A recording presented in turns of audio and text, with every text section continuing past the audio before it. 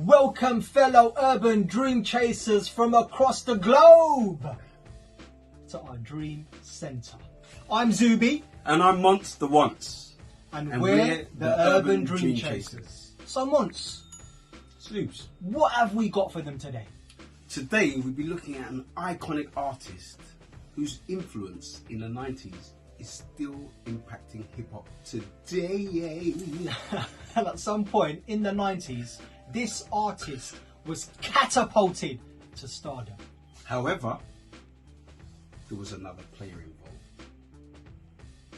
Oh,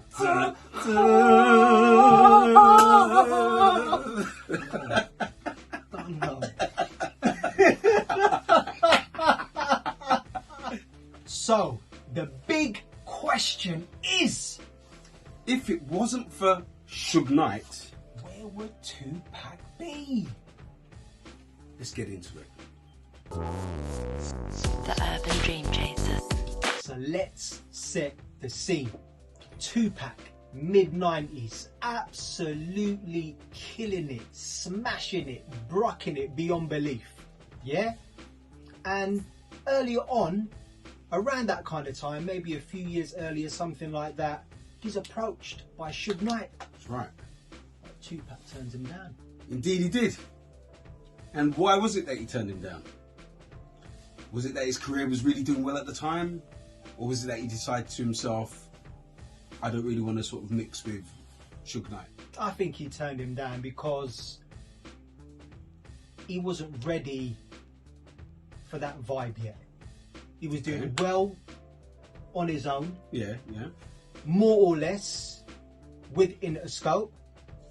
He had gold albums, Yep. platinum albums. That's right. Like I said, he was killing it. Yeah. Unfortunately, we're at a point now where he goes to prison. Right, exactly. And in prison, when he's in prison, something profound happens in his life. And that is certain realizations. One, came to this realization that the people that were there, where are they? I've been backing these people. I've been there. We were smashing it. Where are they gone? Gone. He's faced with 4.5 years, potentially 4.5 years inside. Hard time.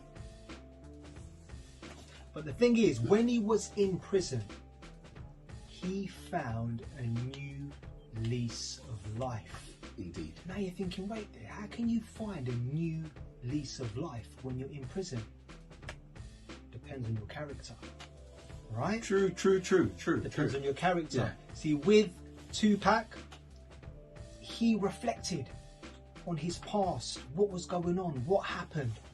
Like Monster once said, that no one was there for him. Everyone left him. So who stepped in? Suge Knight. To the tune of $1.4 million. He post bail. Now that cemented a relationship that then took Tupac to the next level. Let's explore what happened. So, comes out, now he's just like what he thinks, a free bird. Then he writes another 2 albums. Signed to Death Row. The Signed to family. Death Row. The fam, together. Right, here we go. Supposedly. All eyes on me. Oh my gosh. That LP for me Tunes. was an absolute classic. Illuminati was good, yeah, True. but all eyes. Bad tune. Clap. No, it was a Clap, man. bad tune. Matty, clap. Matty, but do you know what? For me, what really stands out for that album? Candy. The bass line. Yeah, because he got the Candy B line, yeah, on, is it All About You? Do you know what? Boom, boom, boom, boom, boom, boom, boom, boom, ba-dum. But anyway, All About You. Love it. But there was loads of hits from that LP. Bad Also, that tune, No More Pain, Bad Love, that also, what else, man? How do you want it? How do you feel? Coming up as a How do you like? Love it, man. Anyway, Love you get it. the point. Yeah, man. Bad album. So things were going good. The relationship with Suge Knight and Tupac at this time is on fire. It is. Yeah, I mean, we're talking about a pure flow of tracks. Bad album, going crazy.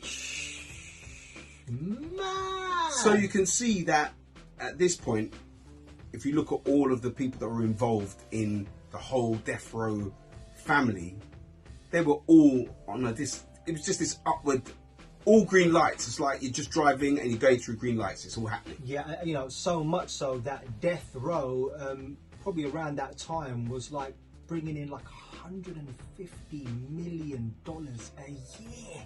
Plus. And then some. And then some. Exactly. Them yeah. ones, yeah? Yeah, exactly. But the thing is, like, at that point as well, things are going really well. And, you know, we're seeing that from the outside. All these amazing tracks coming out from Tupac. You know, Suge, obviously, you know, he's loving it, he's pushing him. But really, like, the reality was Tupac wanted to pull away. You know, he was slowly kind of coming away from that. You know, really, he was kind of just fulfilling his debts in terms of the bailout money. Really. Yeah. Those Well, albums. the thing is, I think that this is the two sides.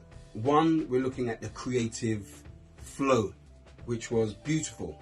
But then on the other side is the reality of ROI, return on investment. So you know that Suge Knight's thinking, yeah, I'm loving this, but actually I'm building an empire. Where's my ROI? So then maybe things start to get a little bit more serious in terms of, okay, then fun and games, beautiful music, everyone's enjoying themselves. Yeah. But actually, let's get back down to business. And so, you know, behind the scenes, when these things were happening and Tupac wanted to pull away, Suge was like, well, no, you can't. You know, you got debts to pay. Yeah.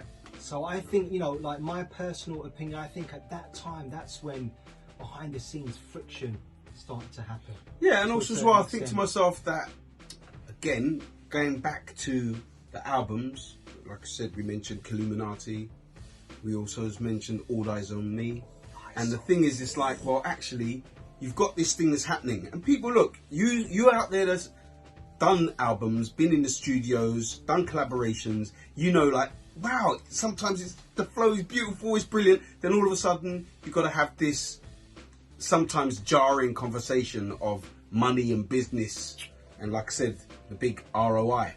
And because we're looking at Suge Knight switching hats here, yeah, 1 second he's one of the boys, he's in the crowd, he's on stage, yeah, Suge Knight, getting bigged up a lot, then the next second he's sitting at the office saying, right, you know, let's look at this money, what's going on. So Tupac's in his flow. He is in his flow, but it's just such a shame that Suge even kind of went down that direction. Like, I get it, it's business and you know, things need to get paid for and whatnot, but my gosh, he was earning a lot of money. So much so, you know, Suge could have easily said to Pac, you know what? Don't worry about that, bro. Leave that. We're smashing it, we're killing it. Forget that. Well, listen, you guys, give us some comments. What do you think about that actual section there? Yeah. You know? Is it good business prowess to say, you know what, I'm going to leave it? Or is it, well, business is business? Let us know what you think. Yeah, like, let us know what you think should have done. Let us know what you think that Tupac should have done. Like I said, and like you probably already know, that he wanted to pull away from Death Row. Was that a good idea? Well, or wasn't it? Well, do you know I don't know. I think this takes us to the conclusion. Okay. How would you conclude this? Gosh, you know, we all know where it ended. But I feel, you know, like, if our brother Pac was still here, my gosh, I think he would have been somebody of the nature and the stature of like Martin Luther King, Malcolm X, like somebody, you know, JFK, like that kind of vibe, you know, for me. That's a big lyrics. For me, that is because he had that in him, and he was all about that, and he was all about justice. He was all about, you know, fighting the oppressors, you know, and he was all about making his dreams come true, but not only for himself, but for his fellow men and women. So then, let's have this conversation. I'm thinking, we've got Suge Knight, who again is chasing his dream.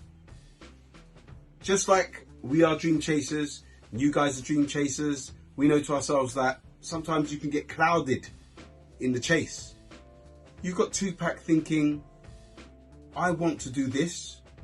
You've got Suge Knight saying, but you're going in this direction. Now, we're not going to cover all the stuff that went down, because ultimately this is about the dream, about chasing the dream. So we're going to try and actually bring our conclusion to a certain point, but not go down the dark avenue that we all know, unfortunately, was the actual outcome of the relationship of the two. So, you know, what we would like to know as well is that what do you think their dreams were?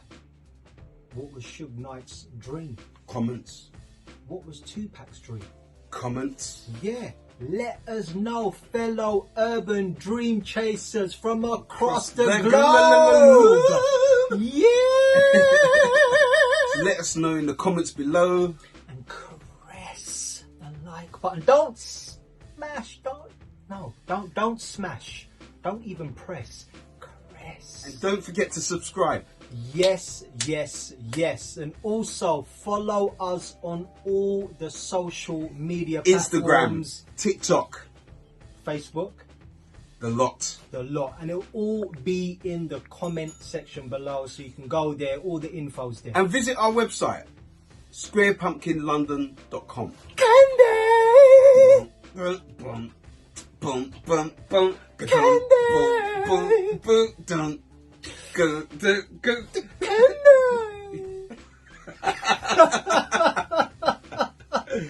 Peace, we out of here. Boom! The Urban Dream Chasers.